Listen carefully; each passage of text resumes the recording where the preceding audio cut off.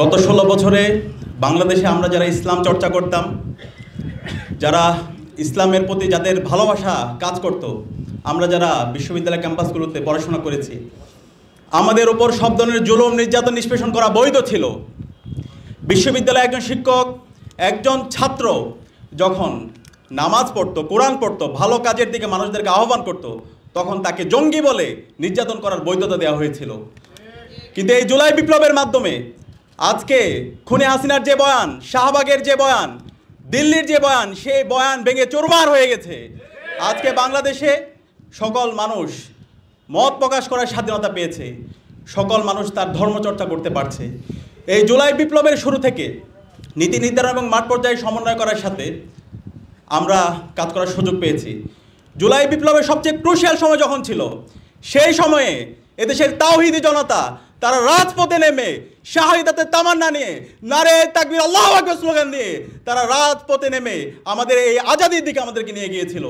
এবং এই বিপ্লবে আপনারা জানেন, যখন ইন্টারনেট ব্ল্যাক আউট করে দিয়েছিল, যখন কারফিউ জারি করেছিল, সেই সময়ে আমাদের এই মাদ্রাসার শিক্ষার্থী ভাই এবং বোনেরা যাত্রাবাড়িতে তারা একজন আবু সাইদ হয়ে গিয়েছিল, তারা উত্তরে একজন শহীদ ওয়াসিম, শহীদ শান্ত হয়ে গিয়েছিল। এভাবে 19 জুলাই থেকে 5 আগস্ট পর্যন্ত, আজাদি হওয়ার আগ পর্যন্ত আমাদের মাদ্রাসার শিক্ষার্থী ভাই বোনরা তারা পুরো জাতিকে রাস্তা দেখিয়েছিল। এবং এই জুলাই বিপ্লব পরবর্তী আমরা চেয়েছিলাম আমাদের এই মাদ্রাসার শিক্ষার্থী যারা আছে, আমাদের সম্মানিত উস্তাদ যারা আছে, তাদেরকে রাষ্ট্রের পক্ষ থেকে তাদেরকে যথাযথ মর্যাদা দেওয়া হবে। তাদের যে হিস্সা, তাদের যে দীর্ঘদিনের তাদেরকে যে কর্নার করে দেওয়া হয়েছে, সেখান থেকে তাদেরকে সমাজের মেনস্ট্রিম করা হবে।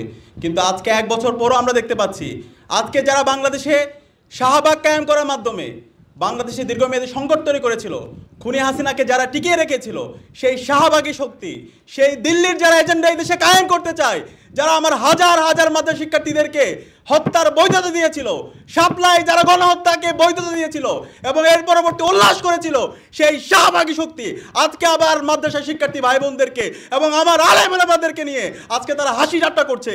আমরা অন্তর্বর্তীকালীন সরকারকে বলতে চাই, এই জাতির শ্রেষ্ঠ সন্তান হচ্ছে আমাদের মাদ্রাসা শিক্ষার্থী ভাই বোনরা। তাদেরকে আমাদের আলেম ওলামাদেরকে, মাদ্রাসা শিক্ষার্থীদেরকে যথাযথ সম্মান দিতে হবে এবং তাদের যে দাবি দেওয়া, আমাদের মাদ্রাসা শিক্ষার্থী যে দাবি দেওয়া, সেই দাবি দেওয়াগুলো মেনে নিতে হবে। আমাদের দাবি দেওয়া কি জানেন? আমাদের দাবি দেওয়া হচ্ছে আমাদের শহীদরা যে জন্য জীবন দিয়েছে, একটি বৈষম্যহীন ইনসাফ ভিত্তিক বাংলাদেশ বিনির্মাণ করা। সেই বৈষম্যহীন ইনসাফ ভিত্তিক বাংলাদেশ বিনির্মাণ করার আগ পর্যন্ত আমরা যারা মাদ্রাসা শিক্ষার্থী, আমাদের যারা উস্তাদরা আছে, আমরা সবসময় আমাদের লড়াই চালিয়ে যাবো ইনশাআল্লাহ।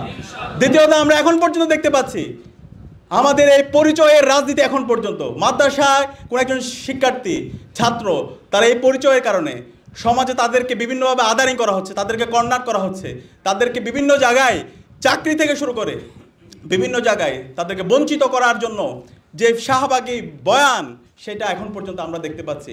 আমরা সবাইকে অনুরোধ করব, এই জুলাই বিপ্লব পরবর্তী সারা দেশে আমরা মেরিটোক্রেসির ভিত্তিতে, মেধার ভিত্তিতে সব জায়গায় নিয়োগ চাই। আমার মাদ্রাসা শিক্ষার্থীদের যে মেধা, তাদের যে যোগ্যতা, তাদের যে কম্পিটেন্সি, সে আলোকে তাকে মূল্যায়ন করতে হবে।